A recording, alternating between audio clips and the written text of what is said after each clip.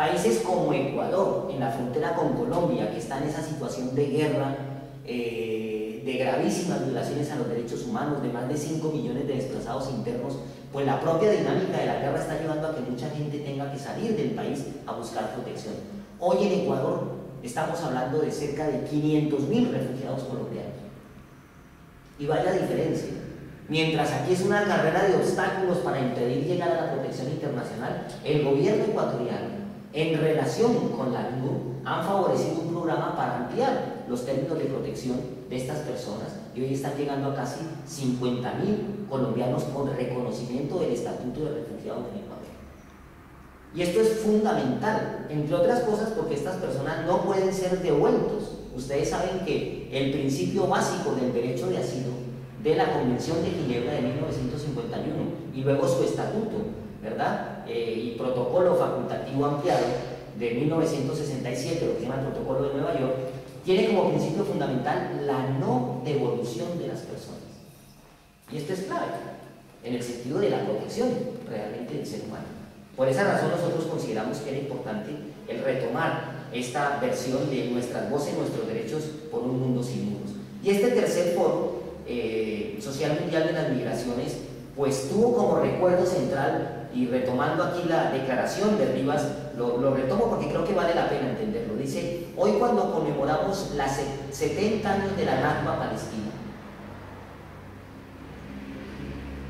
y hacíamos memoria de lo que significaba la realidad del pueblo palestino, y digamos que la Nakba fue donde hay cosas peores que un muro, ¿no? Claro, hay un nuevo muro de la vergüenza, los checkpoints y todo aquello que se está construyendo. Decíamos, eso está al centro de nuestra reflexión. Y de hecho, el acto inaugural del Foro Social Mundial fue la conferencia inaugural, la hizo una compañera palestina refugiada en Siria, que pudo venir de uno de los campos de refugiados y contarnos lo que significaba esta tragedia de 60 años de lucha por sus derechos, por el retorno a su ciudad.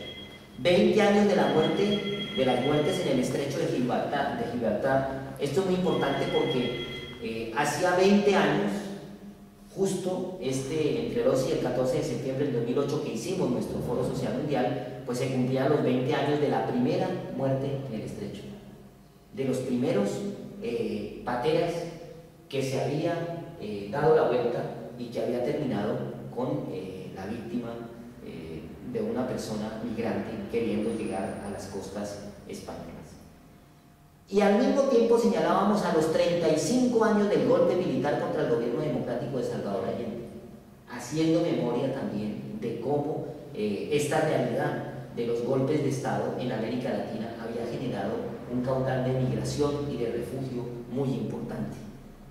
Y justo en esos días, si recordamos, estaba siendo amenazada Bolivia con un intento de golpe de Estado, y que todo ello junto pues nos hacía ver que el encuentro en Rivas Vacia Madrid pues tendría que celebrarse también en el marco del 60 aniversario de la Declaración Universal de Derechos Humanos, que justamente se celebraban, se conmemoraban ese año.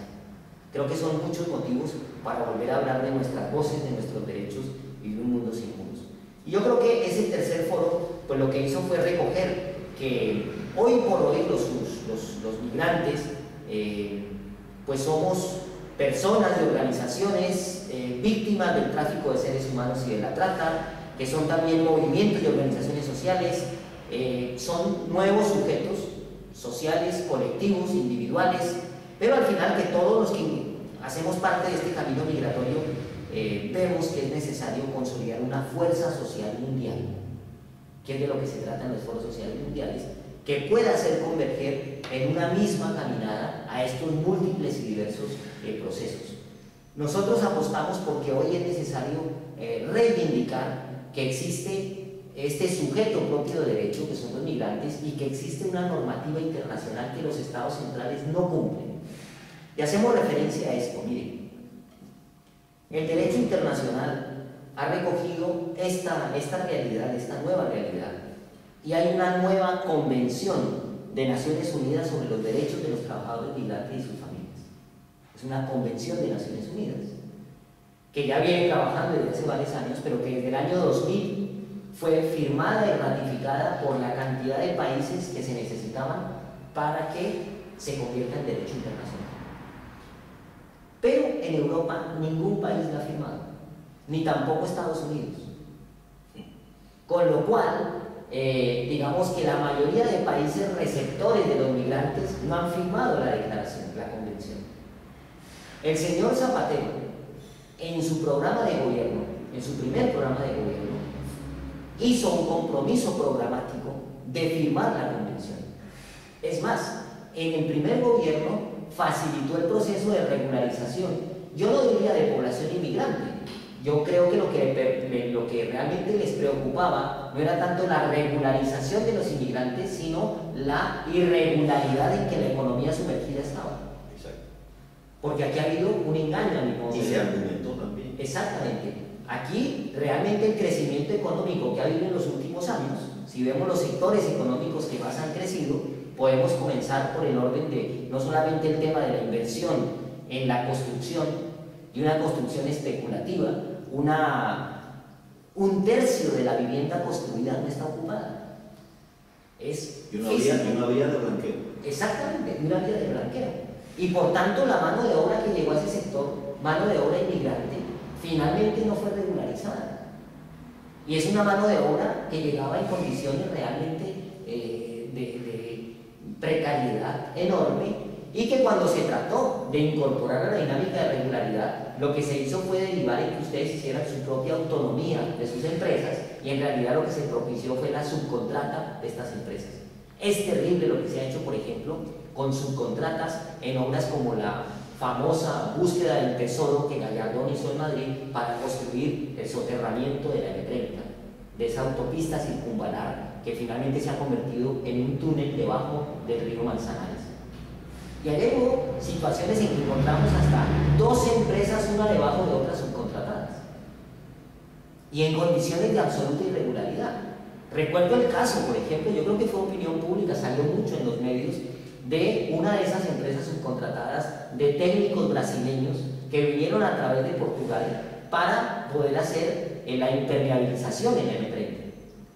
Y resulta que el contrato que tenían era que después de 4 meses de trabajo, al final de su trabajo técnico importante, les iban a pagar el trabajo. El día que llegaban a que cobrar el trabajo, después de haberlo realizado, quien llegó a cobrarle fue la policía. Porque estaban irregulares. Estaban sin papeles, con lo cual tuvieron que salir corriendo. Y la obra salía gratis, con mano de obra gratis.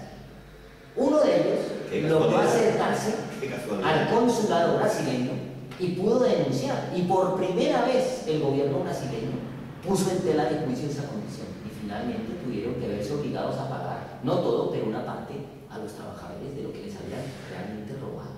Estamos hablando de que mucho de este tráfico, de esta movilidad humana, termina siendo un tráfico que podemos llamar de nueva esclavitud.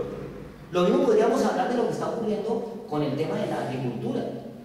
España produce el 60% de los transgénicos en Europa. Hay 3 cosas que se ven desde un satélite, hechas por la mano humana. Uno es la muralla china, otros son las pirámides de Egipto, y el tercer hecho humano que se ve desde un satélite es el mar de plástico del sur de España.